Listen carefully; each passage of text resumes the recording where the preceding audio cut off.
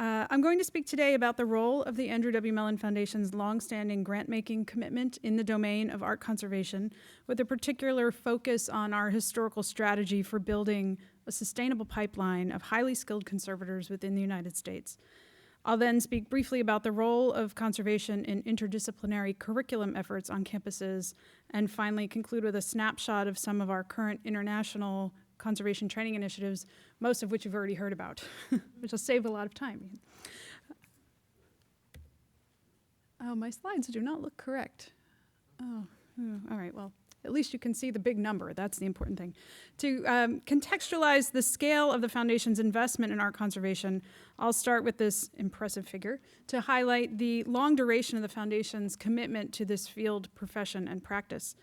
As the largest and most consistent funder of conservation in the United States, most trained conservators, whether employed in cultural heritage institutions or in private practice, have benefited from these investments at some point in their career, most of them many times over, in the form of subsidy for their graduate education, fellowships, paid positions, or training workshops. There are some very specific programmatic directions encompassed in that large number you just saw.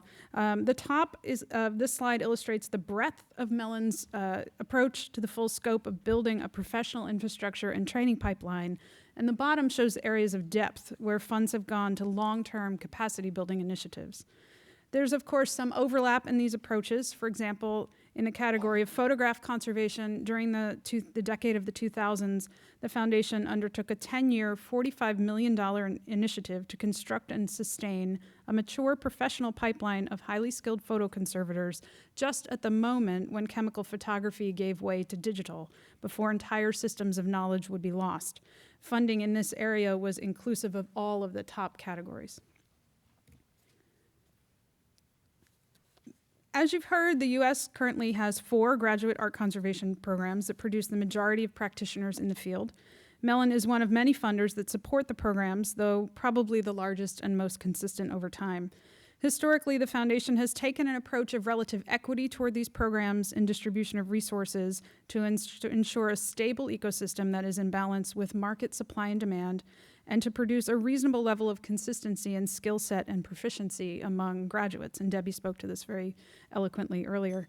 The cost of an advanced degree in conservation is high. 3 to 4 years of graduate study are required to build the solid foundation of knowledge and skills, and full-time schedules of lectures, seminars, research, and laboratory work prevent students from supplementing their resources through outside employment. Most students accept unpaid, thank you to Yale for having paid pre-program professional internships before they even enroll in a graduate program, and must pay course fees for chemistry, art history, and studio art to supplement their preparation to acquire necessary prerequisites for admission. Moreover, once enrolled, students frequently take unpaid or low-paid summer internships in order to gain essential training. Graduates enter an extremely competitive and oftentimes low-paying job market where candidates commonly spend a number of years in fellowships and placements before securing an entry-level position in a museum, library, or in private practice. The funding highlighted here has gone largely to support student stipends, curriculum development, faculty positions, and some specialized programming. Mellon grants do not support tuition. This must either be paid by the student or the schools must find other forms of subsidy. These figures reflect dollars given outright. They don't reflect any sums of matching money raised against our grants. That's a mechanism we frequently use to incentivize a leveraging effect for our funds. If we were to calculate that, these numbers would be much, much higher. The point here is to emphasize that the Foundation has initiated and sustained funding over time. We do not simply respond to ad hoc requests or specialized interests. We've operated with an intentional and incremental capacity building strategy that has allowed these universities to, over time, better sustain the necessary training infrastructure, working in close connection with museum, library, and heritage communities. And as Debbie so eloquently said, these are collaborative competitors. The programs work very closely together, and I think we intend through our funding to help reinforce that idea that the programs together serve as a cohort, even though they do during admission season get very competitive. Despite the long-standing focus and dollars spent, it would be misleading to say that conservation training and practice exists in isolation. The Foundation has maintained a deep interest in fostering interdisciplinary practices in the humanities, including promoting the use of objects as the basis for scholarly research. The more fluent our future art historians and curators are in working directly with objects, the more productive and equitable the dialogue with conservation colleagues becomes, and the more new knowledge is produced.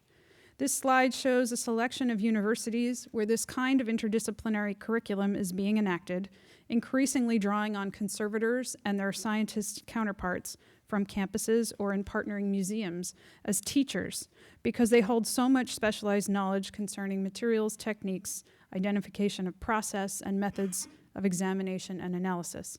The campuses that house conservation programs are highlighted here in red to show it's no coincidence there might be an increased capacity and appetite for object study in these environments. It's the Foundation's continued expectation that by drawing future curators and scholars into closer connection with conservation counterparts in earlier stages of their professional formation, they will begin to craft more sophisticated questions, feel more comfortable seeking out conservation and scientific expertise, and produce more robust and collaborative forms of scholarship. Further, I'll just say on a personal note, it's my personal wish that conservators continue to achieve more equitable status with their historically privileged curatorial counterparts within cultural institutions precisely because of the extent of their specialized knowledge.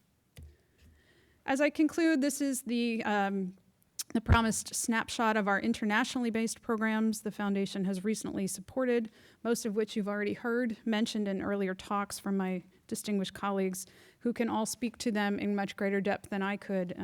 So please raise questions during the discussion period if you're interested. The Foundation takes a limited stance in international grant making, but we occasionally seize on opportunities where collaboration and some targeted grant programs can have an outsized impact on particular identified needs. I thank you all for your attention and look forward to the discussion.